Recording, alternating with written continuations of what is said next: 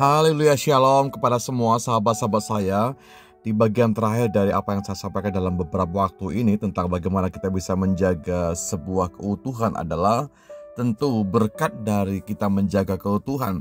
Ada berkat yang besar yang Tuhan akan berikan bagi setiap kita karena kita dengan takut akan Tuhan, dengan nilai-nilai firman Tuhan, menjaga kebenaran itu, bahkan menjaga keutuhan. Kita tidak memilih untuk hancur, tapi kita memilih untuk bisa bersatu. Ada berkat di situ, sesuai dengan firman Tuhan dalam Mazmur pasal 133, mulai ayat pertama, nyanyian Siara Daud. Sungguh alangkah baiknya dan indahnya apabila saudara-saudara diam bersama dengan rukun. Seperti minyak yang baik di atas kepala meleleh ke janggut, yang meleleh ke janggut Harun dan ke leher jubahnya, seperti embun gunung Hermon yang turun ke atas gunung-gunung Sion. Sebab kesanalah Tuhan memerintahkan berkat, kehidupan untuk selama-lamanya. Alkitab berkata dengan sangat-sangat jelas bahwa sebab kesanalah, ke tempat-tempat di mana setiap kita berkumpul, bersatu, menjaga sebuah keindahan, rukun, diam bersama-sama. Itu artinya apa? Kita tinggal dalam sebuah keutuhan, kita menjaga sebuah keutuhan, dan kita tidak berpotensi untuk memecah belah sebuah keutuhan. Maka di sana ada berkat Tuhan.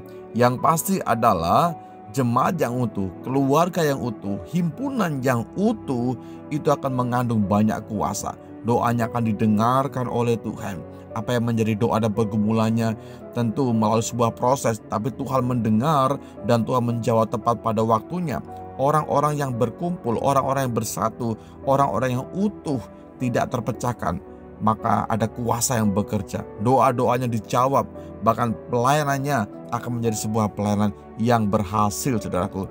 Dan tentu menjadi sebuah kesaksian bagi dunia tentang bagaimana karya Tuhan, bagaimana Tuhan bekerja di tengah-tengah himpunan yang rukun di situ. Menjaga keutuhan bukan hal yang mudah. Iya, saya katakan bukan hal yang mudah, karena kita berhadapan dengan begitu banyak perbedaan, kita begitu banyak berhadapan dengan kemauan. Tetapi ini adalah sebuah panggilan Tuhan buat kita. Gereja Tuhan, jangan kau terprovokasi, jangan kau terpecah-pecah dengan begitu banyak pengajaran mungkin juga yang bisa memecah belah hubungan kita satu dengan yang lain.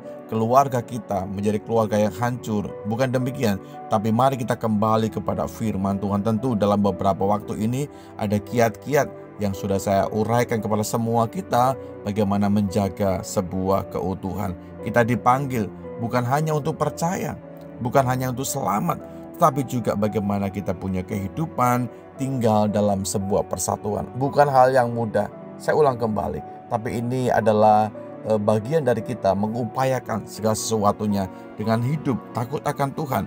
Bila kita, setiap Anda dan saya mengasihi, sekali lagi, mengasihi artinya kita memberikan kasih seperti Yesus mengasihi gerejanya, kita juga mengasihi orang-orang di sekitar kita. Maka itu langkah yang bagus, langkah yang baik, langkah yang perlu kita kembangkan.